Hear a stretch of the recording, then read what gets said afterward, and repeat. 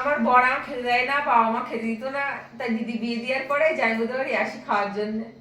এই করে পরে দিন দিন শুকিয়ে যাচ্ছি, এত বড় বড় মাছ খেতে হচ্ছে, গায়ে রক্ত হচ্ছে না আমার। হ্যাঁ বল, ওলা মুখ করে 1000 টাকা দিয়ে এখানে খাইয়েছি।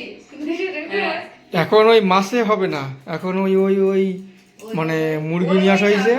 চিকেন বিরিয়ানি হবে, চিকেন বিরিয়ানি। কি বিরিয়ানি?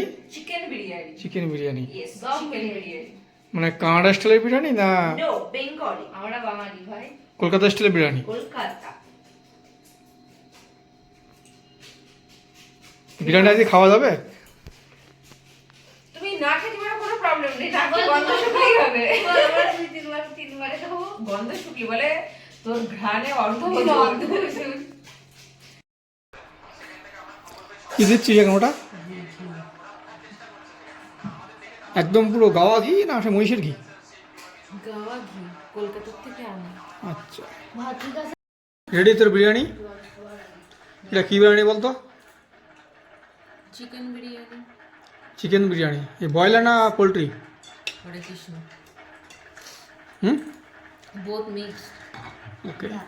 মাংসটা পুরো বিরিয়ানির মাংস মতো না, যখন আমার বললো ওপরে সাদা ভাত দিয়ে নাও একটুখানি। আরে সে এটা কি? রাগি বল মুদ্দে।